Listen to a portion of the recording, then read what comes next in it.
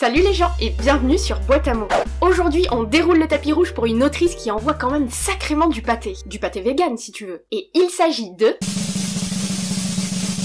Clémentine Beauvais. Moi quand j'entends ce nom je pense directement à l'intelligence et à la fraîcheur de son livre Les Petites Reines qui a d'ailleurs reçu le prix du meilleur livre jeunesse en 2015. Ouais attention, elle gère la fougère. Mais Clémentine Beauvais c'est aussi l'autrice d'albums, de nouvelles, de romans pour enfants et adolescents qui séduisent aussi bien les petits que les grands grâce à une plume à la fois poétique et moderne. Elle porte un regard touchant et sensible sur le monde qui l'entoure et elle nous fait entrer dans la danse des mots avec des œuvres toujours surprenantes. On part à sa rencontre ?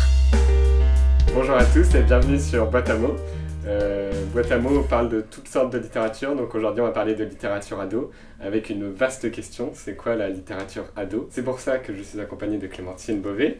Bonjour Clémentine. Bonjour, et du chat macha. Donc en France on dévalorise souvent la littérature ado et puis souvent on la compare un peu à la littérature adulte. Toi qui as écrit notamment Songe à la douceur où il y a eu beaucoup de lecteurs adultes. T'as quand même revendiqué le fait que c'était un roman pour adolescents, même si le public est intéressant quand il s'élargit, c'est vraiment pour ados avant d'être pour adultes. Je pense qu'il faut bien garder à l'esprit qu'un livre ado, c'est un livre qui a été éditorialisé pour un lectorat ado. C'est-à-dire que quand on dit « Oh, Songe à la douceur », en fait, c'est un livre qui passe pour un livre adulte, pour un livre ado, mais en fait, c'est un livre adulte. Mais il ne serait pas le même livre si je l'avais écrit pour une collection adulte. Collection vieillesse comme on dit. En fait, rien que le processus éditorial, et t'en sais quelque chose Tom parce que tu as été l'un des premiers à lire le manuscrit à une époque où il n'était pas du tout dans le même état que l'état final, parce qu'on l'a donné à lire spécifiquement à 5 adolescents pour avoir leurs conseils, leur retour de lecture, pour savoir ce qui leur parlait, ce qui leur parlait moins.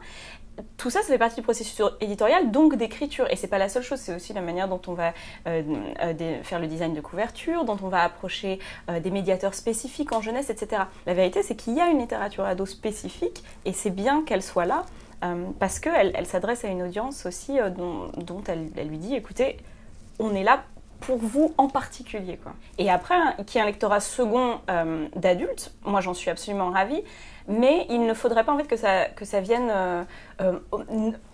anoblir le livre de cette espèce de lectorat adulte qui le rendrait plus précieux ou meilleur qu'un autre. C'est surtout contre ça en fait que je mets en garde. On a des sentiments à l'adolescence qui sont d'une telle nouveauté, d'une telle intensité qu'on est complètement perdu, on est passionné, on est envoûté par ces sentiments-là.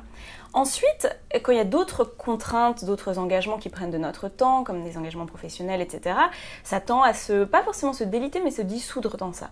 Et parfois, et notamment quand on tombe amoureux, je pense à n'importe quel âge, enfin je sais pas, moi j'ai pas toute l'expérience de la vie, mais il me semble que quand on tombe amoureux à l'âge adulte, on va ressentir des choses qu'on n'a plus ressenties depuis l'adolescence, et du coup qui vont réactiver une espèce de sentiment d'adolescence. Et je pense que c'est là l'une des clés, des raisons pour laquelle on a une littérature ado qui est parfois beaucoup lue par les adultes, c'est parce que les adultes à tout âge vont se reconnaître dans ces moments d'intensité si particulières et si passionnés. Et comme ils ne le trouvent pas en littérature vieillesse, disons très littéraire, etc., canonique, ils le trouvent dans le genre, la romance, le policier, etc., etc., et dans les littératures ados. Je dis souvent que c'est aussi une littérature qui parle beaucoup de nouveautés, c'est-à-dire que quand même quand on est jeune, bien sûr que c'est une construction, mais cependant il y a un nombre de réalités qui sont inaliénables. Il y a des réalités physiologiques d'être jeune, ça veut dire par exemple atteindre la puberté, ça veut dire quelque chose de très très très important ça quand même pour la construction d'un individu.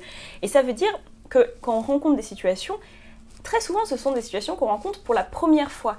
Et ça, c'est quelque chose de très différent d'une littérature qui va parler, par exemple, d'un sens de lassitude face au monde, qui peut arriver plus tard dans la vie, ou alors d'un sens de renouveau, qui est par définition la grande littérature française, parisienne, surtout actuelle, sur la crise de la quarantaine, ce genre de choses qui, j'en suis sûre, est empreint de sens pour quelqu'un qui traverse ces crises-là. Et de la même manière, je pense que la littérature jeunesse est dans sa majorité empreinte de sens pour des gens qui traversent des époques où physiologiquement et dans leurs expériences, il y a des changements majeurs et des nouveautés majeures. Après, moi, il y a quelque chose quand même, je voudrais pas non plus qu'on arrive à une situation où la littérature ado, disons, est la plus valorisée de toutes les littératures jeunesse. Or, en ce moment, mais c'est pas juste en France, hein, dans le monde entier, je pense, la littérature jeunesse est elle-même subdivisée en grande littérature jeunesse et le reste. Et pour moi, il y a deux catégories qui sont distinctes. La littérature ado, qui est très valorisée quand même parce qu'elle se rapproche de la littérature adulte, et les albums qui sont très valorisés parce qu'ils se rapprochent de l'œuvre d'art visuelle, etc. Au milieu, on a cette espèce de groupe de livres, de bouquins comme mon Bibi Scott ou Les petites filles top modèles, etc., qui sont en général pour la tranche des 8-12 ans, qui tendent à être assez dénigrés ou du moins pas vraiment lus par des gens qui ne sont pas dans cette catégorie d'âge. Donc la littérature ado, moi quand même, je nuancerais les propos qu'elle est dévalorisée. Au sein de la littérature jeunesse, elle est quand même vraiment mise sur un piédestal, et très souvent on entend dire des choses, par exemple et Clémentine, en ce moment tu travailles tu te laisses du temps pour travailler sur un vrai livre, et ça veut dire sur un livre ado. Ça veut pas dire oui bon, pas ton 8-12, non, un vrai livre, un livre ado. Donc il y a quand même une hiérarchie, il me semble. Il n'y a pas longtemps aussi, il y avait une rencontre avec Timothée de Fombelle et Merveille Muraille qui étaient d'accord sur le fait de dire que le lecteur adolescent et jeune était aussi plus exigeant, qu'il fallait le capter plus vite. Tu es d'accord avec ça aussi Oui, et d'ailleurs, Timothée de Fombelle le disait aussi dans le premier boîte à mots.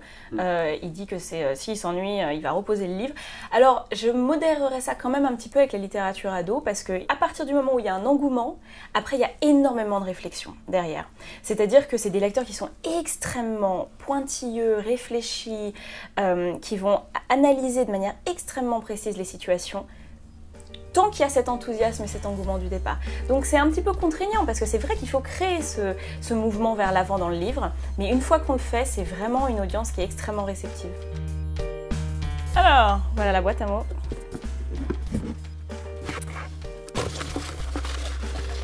J'ai coché le mot. Clou. Clou. Alors, ça m'évoque quelque chose de très précis. C'est une phrase dans Les Petites Reines, qui est donc l'un de mes livres, où Akima explique aux deux autres filles que dans le corps, on a juste assez de fer pour faire un petit clou. Et cette phrase est une chose que ma cousine m'avait apprise quand j'étais moi-même adolescente, et ça m'avait énormément frappée. L'idée qu'on a assez de fer dans notre corps pour faire un petit clou, c'était absolument génial. Donc je suis très heureuse d'avoir pu le replacer dans un roman. J'espère avoir enrichi la vie de nombreuses personnes en leur apprenant ce fait très utile.